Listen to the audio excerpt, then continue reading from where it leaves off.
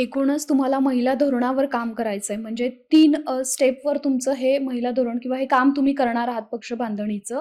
हे सगळं करताना तुमच्या ज्या नेतृत्व आहे तुमच्या पक्षाचं, त्या सुनेत्रा पवार आहेत. म्हणजे त्या एक महिलाच आहेत. मात्र जसं सुनेत्रा पवारांनी पक्षाची सूत्र हाती घेतली, तशी त्यांच्यावर एक प्रकारे कुठून ना कुठून टीका होतीच आहे. पहिली टीका लोकसत्ताच्या अग्रलेखापासून सुरू झाली, ते काल जे काँग्रेस जे बोललं, ही सगळी म्हणजे ही सगळी आपण जर शृंखला बघितली, तर तुम्हाला काय वाटतंय? सुनेत्राताईंसमोर किती आव्हान वाटतं तुम्हाला?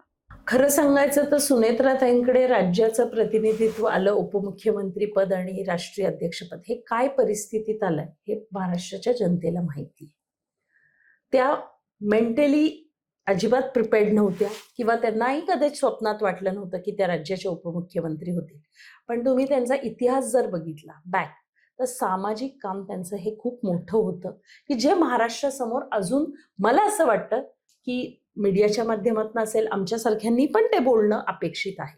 कारण त्या डायरेक्ट सक्रिय नसल्या पक्षात, तरी दादांच्या बॅकबोन होत्या, हे आपल्याला मान्यच करायला पाहिजे. आता तुम्ही सगळे पुरुष जेव्हा बाहेर काम करता, तेव्हा घरातली महिला ही एक बॅकबोन असते, ती सगळंच सांभाळत असते.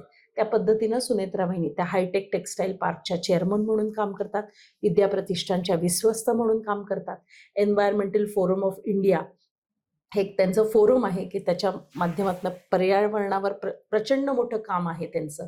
काटेवाडीसारखं गाव की ज्या काळी निर्मल ग्राम योजना आली, पर्यावरणची योजना आली, त्या काळात त्यांनी लोकांना बरोबर घेऊन काम कसं केलं.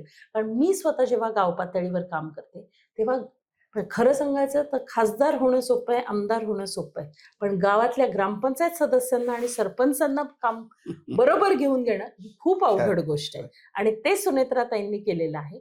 अनावधानानं ती परिस्थिती त्यांच्यावर आलेली आहे, ती जबाबदारी आलेली. त्यांना थोडा वेळ द्यायची गरज आहे.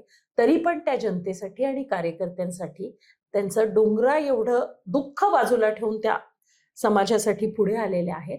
आणि अशा परिस्थितीत आपण त्यांना सपोर्ट करण्यापेक्षा त्यांच्यावर टीका करणं, मग ते कुठलेही, तुम्ही काँग्रेसचा उल्लेख केला, खरं तर काँग्रेसला इंदिरा गांधींचा वारसा लाभलेला आहे. त्या देशाच्या पंतप्रधान होत्या आणि अशा वारसा असणाऱ्या पक्षाने असं बोलणं हे तर पूर्ण खेदजनक आणि निषेधार्ह आहे. ते कुठल्याच महिलेला पटणार नाही. आणि मी जेव्हा सुनेत्राताईंकडे किंवा कुठल्याच महिला नेतृत्वाकडे, कुठल्याही पक्षातले असो, एक महिला म्हणून तिच्याकडे बघते. कारण तिला दोन्ही जबाबदाऱ्या पार पाडाव्या लागतात.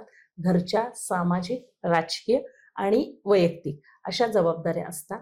त्याच्यामुळे जेव्हा म्हणजे मी आज आपल्या माध्यमातून समाजाला सांगेन, कुठलीही महिला जेव्हा समाजात काम करते, कुठल्याही म्हणजे एखादं कॉर्पोरेट ऑफिस असेल, एखादं राजकारणाचं ऑफिस असेल, ती भाजी विकत असेल, ती ग्रामपंचायत सदस्य असेल, म्हणजे कुठल्याही क्षेत्रात तिला एक महिला म्हणून बघणं हे सोडून द्या. तिला सपोर्ट करा. कारण आपण फक्त नावाला आरक्षण आणलेलं नाही, नावाला आपण सामाजिक समतोलाचं बोलत नाहीये, पण आत्ता समाजात तिला सपोर्ट करणं, त्या परिस्थितीत कुठल्या आहे याचं भान समाजाला राखतं.